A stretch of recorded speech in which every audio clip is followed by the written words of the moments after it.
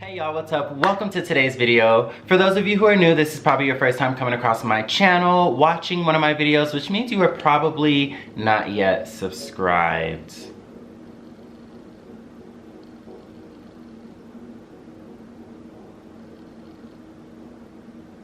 Welcome, my name is Tyler with an O, and for those of you who are already subscribed, already my people, and are just returning for another video, welcome on back. For my returning subscribers, obviously we're in a new little setup. Since I've moved, I've been playing around with location as it pertains to where I can record videos, what the background's giving, what the lighting is giving. So comment down below, let me know what you think of this one, or just simply give this video a thumbs up if you enjoy the scenery and what it's giving right now. But anyways, let's get into the video. So if you know me, you know I am listening to music all the time, all day, every day, doing everything. Since I listen to so much music, I'm constantly discovering new artists, new albums, new genres, and my music palette is really everywhere. However, I have noticed that there is certain albums that I always gravitate back to, and then I figured since we just wrapped up a decade, 2010 to 2020, it'd be a good time to go ahead and review what my favorite albums of the decade were. It's so weird to say like a decade, but a whole decade has passed, and I have been listening to music and I have faves, so I'm here to tell you about them. The ones I'm about to list are in no particular order. I tried to rank them. Maybe I can do that in like some follow-up videos, but it's just so difficult because some albums I like more so for the vocals, some I like more so for the production, some I like for the lyrics, and there's different genres, so we're not ranking them. They're not gonna be in any particular order. But yeah, I just wanna tell you about some really, really good bodies of work musically that I love. I'm gonna give you the album, what year it came out, and also a couple recommendations of songs from the album. Maybe you don't know this artist or you don't know this album specifically, so I just wanna recommend not only my favorite song, but maybe a song if I wanted you to get the feel for the work, what it would be giving if you listen to this one song, if that makes sense. Anyways, let's get into it. So starting off my list, we are going to take it quite recent, 2019. We have Shea Butter Baby album by Ari Lennox. Ari Lennox is personally one of my current faves right now.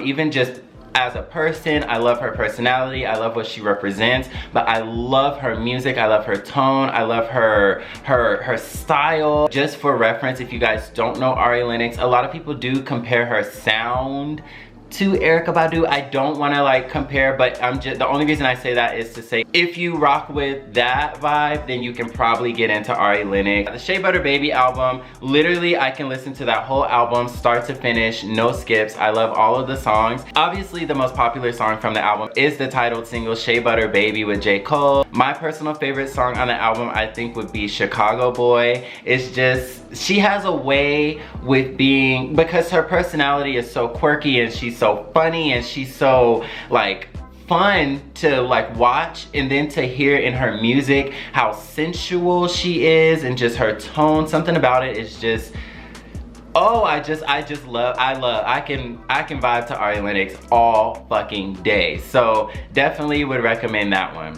Alright, so another fave, probably I would say one of my favorite artists just generally, especially as it pertains to R&B and especially as it pertains to males, would be Division. My favorite album specifically from them is their September 5th album. I believe this was the first album that they released, and this was in 2016.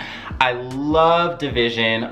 They're such a vibe. Their production, amazing. Their writing, also amazing, but their tone, it's a duo. They're just really, really good. So check out the September 5th album. If I had to give you my favorite song from the album, my favorite song personally is The Line.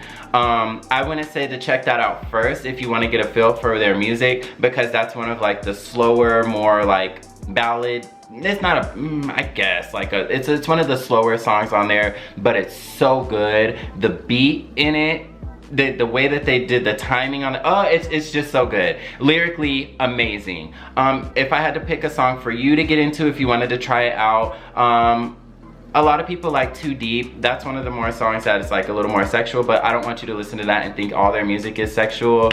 I'd probably also say check out Hallucinations is a really good one, and Do It Well. Do It Well is a good one too. That I say listen to Do It Well if you want to kind of get a vibe for what Division gives, but they give all of the things. So love that album. Okay, so the next album, we're gonna kind of lean into rap a little bit. And this is, I think is gonna be the only rap album that's gonna be on this list today. But it is the KOD album by J. Cole. So good, so good, so good. I just can't, like, J. Cole lyrically, to me, like he's a poet, you know, he's a storyteller. It's so good. But then on top of that, when you get like such good like beats and his tone and his flow, but his subject matter, like this, he be talking some shit, like some real, man. This album is really good. I'm not even necessarily like a huge J. Cole fan. I don't know all of his discography and all of his songs and everything like that. I know there's people who've been rocking with him from like way back then. My favorite song on the album, I think, is probably Friends. That's a really good one, especially lyrically. It's such a good song. If I had to recommend something for you to get into, I would say check out Brackets. I think that that's just the song itself is amazing, but listen to what he's saying and you'll see like, oh shit, like check it out. And this album came out in 2018, if I didn't mention that. All right, so going back into R&B, I have to bring up Her. This album, it's like okay, so it was released as like a two-part mixtape, I guess, or EP, whatever, and then they re-released it as one full album in 2017. But out of all 21 songs, I love, man, Her, it's very smooth, very R&B, very mellow, but it's like, it's deep, especially her writing. Her songwriting is there, mixed with like that smoothness of her voice and tone and the way that she just sings and runs. It's something that's so beautiful about it. But as far as the content of the songs alone, it's so relatable in the way that a lot of girls now relate to like Summer Walker's songs, because she spits that shit. She sings about stuff that like people actually feel and go through. That's what I feel about Her. I relate to her more. She sings about stuff that we all feel as it pertains to like relationships and things, but a lot of stuff that like people can't really put into words, or you never really like have thought about or said before, but you know you felt it, but you didn't really realize it until you heard the song. Like Her, it just really speaks to me. Out of this album, my favorites, I would say Avenue is one of my favorites on the album. Changes is really good. That's a good one lyrically. This is one that I will say you can probably just put shuffle and any song is gonna give you Her. Like she really was like, I feel like this was her shit. I don't know how to describe it. This is a good album, but definitely R&B, very smooth. If you're into like a more mellow songstress, then that is definitely her. She's not giving you like big vocals. She's giving you very like chill shit. I love her. Okay, so now we're gonna take it back a little bit into the pop days. This album was released in 2012, and I want to emphasize that because this was from 2012, and through all of the new music, I still find myself going back to this album, particularly when I wanna, you know, add a little bit more pop into my music, whereas now I'm more like R&B, neo soul realm. But I'm talking about the Unapologetic album by Rihanna. This again came out 2012, and when this came out, it just takes me back. I remember where I was. I remember the car that I was in, because I had that CD player and this CD stayed in there. I couldn't even tell you how long I played this album out. I won't say that this is one of the ones that you can You can play it start to finish, no skips. However, there are some songs I like a little bit less than others. This was back, 2012 was back when artists were kind of doing that like crossover or incorporating more like EDM into their music. So songs like Fresh Off the Runway or Right Now. Right Now is a good one, especially if you want like an up-tempo, like club song. Like that song, that gets me hype. I be in the car like jamming. One of my favorite songs is Jump. I think the beat is sickening. That song is fierce. I love that song. It's so sexy, but it's the sounds and the bass. If you have good bass, yes. Jump is a good one. I actually like Right Now too, and you guys are probably more familiar with this album because this is where her hit Diamonds was off of. So yeah, Diamonds is probably one of the more popular ones from this album, but it's really good even though this is now 8 years old. Sticking with Rihanna, I have to mention this Anti album. This came out in 2016. And now this album, while the other one gave us like a lot of hits, like a lot of good songs, I would say I felt like this was where Rihanna was like sitting in her bag. Like something about this music just felt a lot more genuine from her. It had a lot more grunginess to it. It wasn't so much pop, but it was just a little bit grungier, a little bit more like raw. I don't know how to explain it. This was the album that Work was on. Work, work, work, work, work. And honestly, that song is probably like one of my least favorites from it, just as far as quality of the music goes. I don't know how to explain it.